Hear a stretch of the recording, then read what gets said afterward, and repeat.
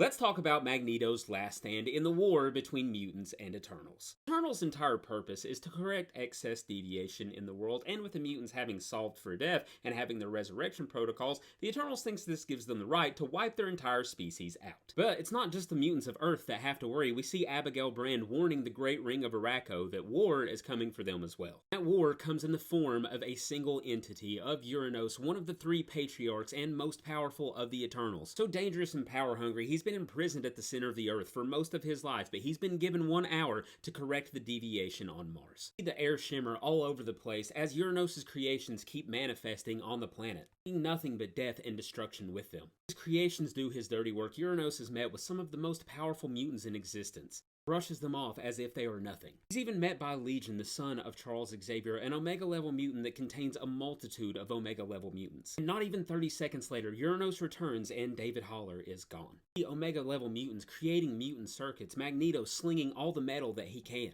Against some beings, the line just simply cannot be held. Now, Uranos is impressed. Between the magnetism and the telekinesis, they're actually fighting him. Magneto tells him that you are everything I've ever fought against. This army of one breaks free from his containment. He tells Magneto he gives him his condolences. To lose that fight must be heartbreaking as we see Uranos drive his arm straight through the chest of Magneto. 13 minutes into the battle, Magneto falls. Quickly, Cable summons the most powerful weapon in his entire arsenal, and as he fires it in Uranos' face, it does nothing more than give him a busted lip. Just a mere 18 minutes into the fight, Uranos has reduced this place to a mere 13% of its total mass. Abigail Brand tries to avoid the resurrection protocols and fails miserably, and 20 minutes in, there is pure silence, and Uranos still has 40 minutes left to play with.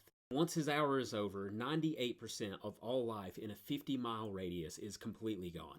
Uranos leaves satisfied. In all of his ages, he's never felt the need to check his work. But on A.X.E, you always make sure. With Magneto risen, even though the patriarchal Eternal has left, it doesn't mean that he didn't leave behind his creations to destroy the rest of the planet. And the gift that Uranos had left them, Magneto quickly repays with a gift of his own. With a break in the action, Magneto knows that he's not going to live to see tomorrow. He has no heart. The only thing keeping him going is his absolute mastery of magnetism. It requires constant concentration, mastery of even the iron within his own blood. Mutant gift, the only thing keeping him alive, a feat that he couldn't have pulled off as a younger man. Now, with the arrival of the Night Seats, Roberto apologizes and tells Magneto that if he would have known this tragedy was going to happen, but Eric cuts him off and tells him, "Not everything is about you, lad. You didn't start this war, and if you think your words pushed me into fighting in it, then you must think that you talked the next sun into rising."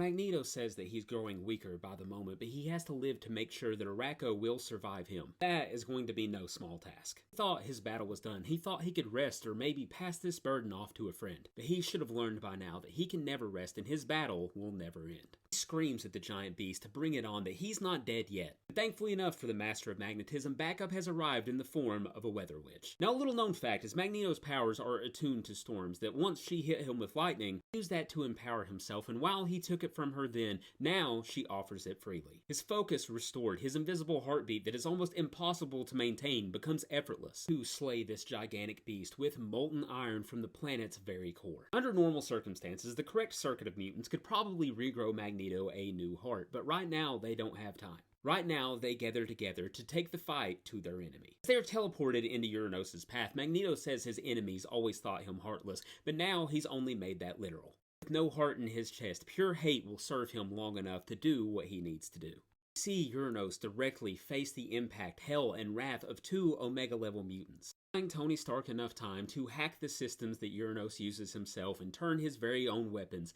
against him. Finally, Magneto falls and for once can rest. See, while the mutants have the resurrection protocols, Magneto had went out of his way to delete himself from the database. These truly are his final moments as the Celestial at the root of all of this watches on. Magneto, in these last moments, could weaken. He could call out to his old friend who would still save him. Instead, there's nothing but silence and pride in knowing what he's done. As the Celestial sees this, it thinks to itself, if only all men were like him, there would be no need for men like him.